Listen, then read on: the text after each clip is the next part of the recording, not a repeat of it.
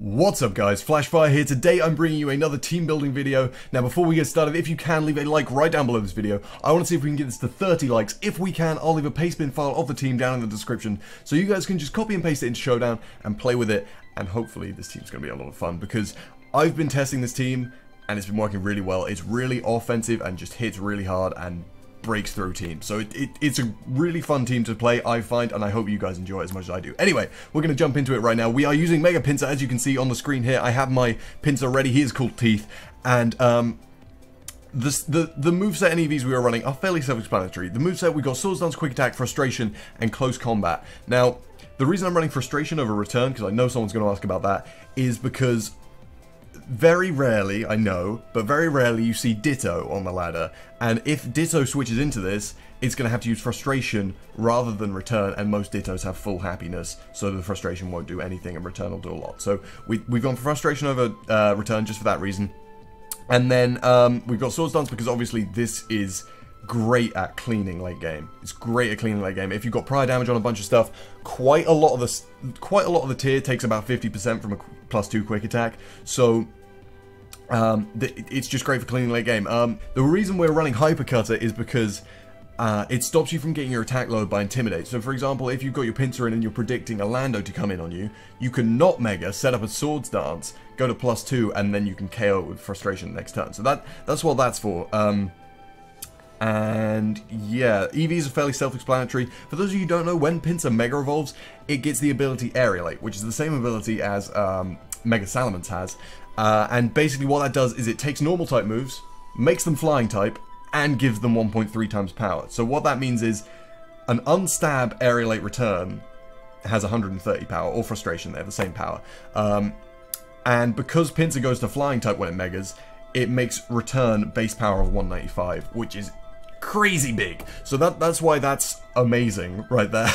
And yeah, so that's our first poke. We're going to move on to the next one now. Now, I'm pairing Pinsir with two... it's not really a pair if there's three of them, is it? I don't know what you'd call it. But we're pairing it with two other offensive Pokemon. They are Serperior and Excadrill. We're going to go over our Serperior set first. It's very, very common, I think, to see this set. We're going to go contrary because, obviously, that's the reason Serperior is good. If you guys don't know, it means that if you would have a stat lowered, it's raised instead. So, for example, Leaf Storm is a move that when you use it, your special attack drops by 2 stages. If you have Contrary, it boosts it by 2 stages. So you're going to +2 for using a 120 base power, 130, sorry, base power move, which is just ridiculous. So we're going to go for Leaf Storm, Giga Drain for a bit of recovery, and because this gets no coverage moves at all. Then we're going to go for Dragon Pulse to hit our Dragon types and all that kind of stuff. And finally we're going to go for Hidden Power Fire. I was originally running Hidden Power Ground in order to hit Heatran, because obviously... I mean, I keep saying obviously, it may not be obvious to you if you don't know what you're doing. Words! I don't know. This is completely walled by Heatran, this set right here. Heatran can come in and just wall this thing out all day because it's immune to the fire move and it resists the grass and the dragon. But the reason we're running it is because nothing else on the team has the fire coverage that we need to beat Scizor and Ferrothorn. And I really wanted something to have that. So we're going to go with this. We have other stuff on the team to beat through Heatran. So I'm okay with running this. Now... well, an example of something that would beat through Heatran is +2 Pinsir. I'm pretty sure close combat KOs. A +2 close combat KOs Heatran. And as I said, the next poke we're using is Excadrill, which can obviously KO Heatran with an Earthquake because it's 4 times effective and it's stab and all that good stuff. So, pretty self-explanatory moveset, set up with Leaf Storm and Sweep. That's the plan. This is very, very quick as well. It outspeed a lot of the tier, which is amazing. So that's why Serperior is there. It also allows us to hit your Rotums and all that kind of stuff that Pinsir kind of struggles with. Rotom and Azu and that kind of stuff. So that's great. Now the next poke, as I said, is Excadrill. And because we're running Excadrill, I want to try Sandrush Excadrill. I've never used it on a team before. Or on a team on the channel before, sorry. I have been testing this team and it's great fun. I absolutely love Sandrush Excadrill. So we're going to keep it like this. The moveset we're going to go for is Earthquake, Rock Slide, and Iron Head.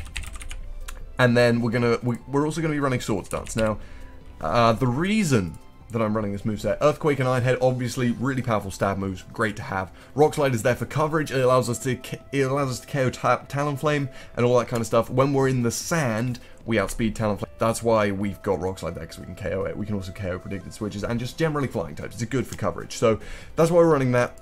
because of Sand Rush doubling your speed in the sand, I see no reason to run Jolly over Adamant. So we're going to go for an Adamant Excadrill just for that extra damage output. It also means that if you haven't got the opportunity to set up a Swords Dance, you can still wreck Face, do loads of damage. The Swords Dance is there because at +2, this thing KOs most of the tier. I say KOs, I mean one-hit KOs most of the tier, except for like your Celebes and your Slowbros and that kind of stuff. It does KO most of the tier, which is great. Something I didn't mention is at +2, Pinsir has a chance to Oko Slowbro, which is ridiculous. This thing obviously deals with Slowbro much better than either of these two, but that's not the point. Crazy power is the point. So that's the Excadrill set we're running. Obviously, because we're running an Excadrill, we want to be running Sand. We're running Sand Rush Excadrill. Sand Rush doesn't activate when there's no sand around. So we're going to run a Tyranitar. And what I want this to do, I want this to do 3 jobs. I want it to set the sand, I want it to check Talonflame, and I want it to set up rocks. Because we are quite Talonflame weak. Outside of the sand, Dwayne does not beat Talonflame because Flare Blitz allows speed, and that's not a fun time. So, we're going to set up the Stealth Rocks, job number 1. That's job number 3, I don't know. The order doesn't matter. We're going to set up the Stealth Rocks. We're going to set the sand because we've got the Smooth Rock. We're going to set the sand for a long time because we want to prolong Excadrill's sweeping power, whatever. And this EV spread is going to allow us to check Talonflame really nicely. So that's why we're doing this. Oh, we're also going to invest. We're going to invest a little bit. We're going to invest a little bit in speed, just so that we can speed creep and outspeed other uninvested Tyranitars, because that is actually going to matter. The Tyranitar mirror match, if you like, it actually does matter, because if both Tyranitar are running Earthquake, the one that is faster is going to win. So we got Stealth Rock, Earthquake, Pursuit for trapping those psychic types, your Latias, your Mews, all that kind of stuff, although Mew would just stay in and burn us, but shut up. It's for trapping switches, basically, and Gengars, that kind of thing.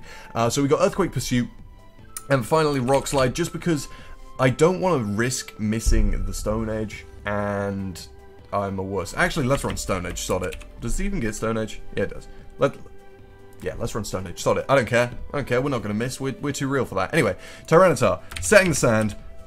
Just generally a good time. Sets the sand for Dwayne. Dwayne will mess things up. It also, the sand is great for just stopping people from stalling you out, because you get that little bit of extra chip damage, and it's just a good time. So, the next thing that we want to run is what we don't have at the moment. What we don't have at the moment is electric coverage. We also don't have ice coverage, and I kind of want to run a Raichu to fill that role. It will also give us a little bit of extra special attacking presence, because we are primarily physical attacking at the moment. Not that that makes too much difference. We do have a special sweeper.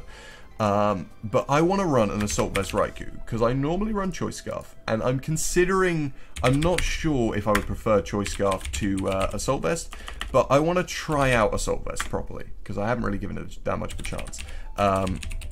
I really feel like it could do well. The reason that I want to try it is because I've been running Assault Vest Tornadus recently, and I absolutely love that thing. So I'm hoping that this will be just as good as that. We're going to run Volt Switch, Thunderbolt, Hidden Power Ice, and Shadow Ball for coverage. Basically, we want to be killing things and stuff. Like, Hidden Power Ice allows us to kill Lando quite nicely. Thunderbolt and Volt Switch obviously take out Skarmory really well, all that kind of stuff. So that's what that's for. Shadow Ball just for coverage, because we can. It's better than Extra Sentry. Now, the speed that I want to run is 358, because that will allow us to outspeed up to Serperior, which is base 113. Not that this can KO Serperior, really. It just allows us to get a Volt Switch off, which is basically just, you know, chip damage, and you don't take damage, because Serperior will mess this thing up, and that's no fun at all. So that's what that's for. And yeah, Assault Vest is good.